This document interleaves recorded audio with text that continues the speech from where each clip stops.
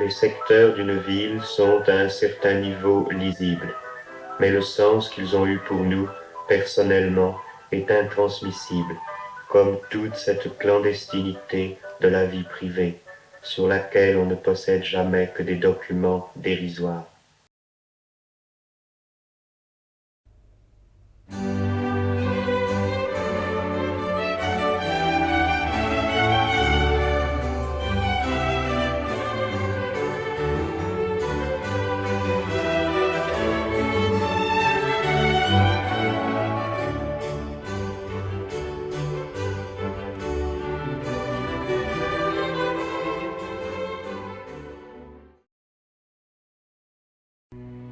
C'est là-bas une route qui voyage au sud. C'est là-bas une route balisée de cyprès et d'ombre. Le temps bouleversé, où les mots n'ont plus cours, et bientôt périssables. Du mensonge habituel, nous avons détourné, nos mains manipulées et nos vies à survivre. Et jeté au tamis les mots qui restaient propres, à cerner l'insondable. Ceux que nous aimions tant, ceux tant voués à l'énigme, et qui semblent aujourd'hui dérisoires. Car sais-tu la force invisible des mains qui remuent cette terre? Tu ne sais, sauf l'enfance. Et le souvenir chu, à cette ombre de menthe, au balcon de jeunesse, s'estompe. C'est là-bas une route tant brisée d'ignorance et d'hommes organisés en longs flux migratoires. La distance nie toute éventualité d'intersection et bannit les rencontres.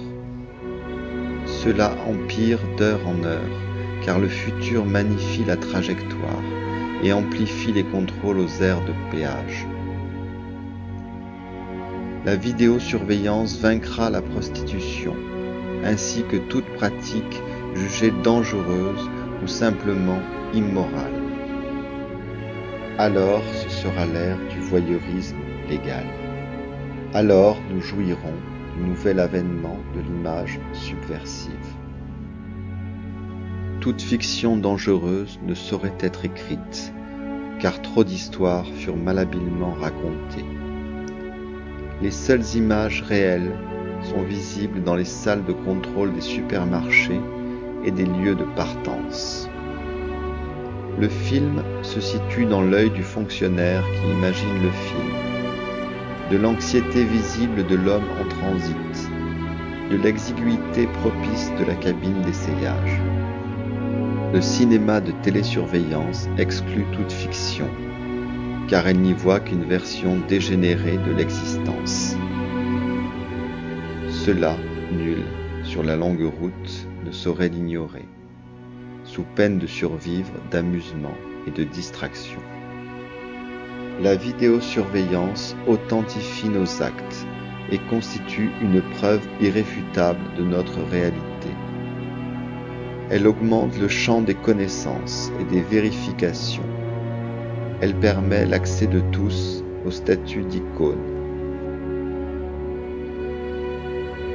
Le Parlement votera prochainement l'élargissement des images issues du cadre familial et privé et autorisera leur diffusion à l'échelle européenne puis planétaire, hâtant ainsi la fin de toute propriété de l'image.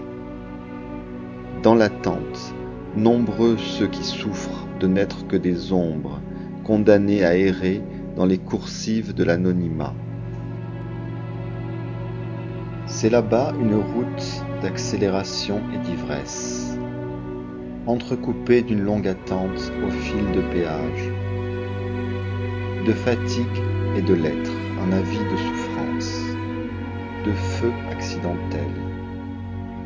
HTTP, 1000 nuits magnifiées d'une seule accélération, 1000 dans l'espace confiné d'une, plus belle. Sous le joug de la transe, nous avons brûlé jusqu'au mortel détour. Tant de nuits traversées, 2 sur une banquette, 3 dans le hall de l'hôtel. sans autre excuse que de laver nos vies de quelques bouts obscurs, sans douter un instant que la nuit fut cet espace où l'esprit s'élance vers l'immortalité.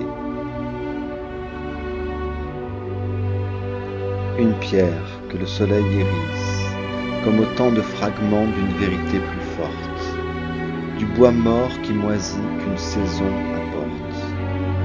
Avons-nous trouvé mieux que ce chemin aride, traversé d'ombre, pour tromper le temps et ses vicissitudes, pour accepter ce corps en sursis que nous savions forcer à disparaître?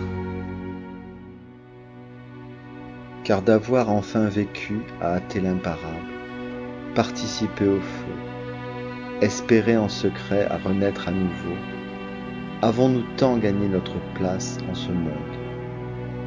Ainsi fut, puisque de là-bas, revenus, nous pouvons témoigner de l'étrange voyage au monde silencieux.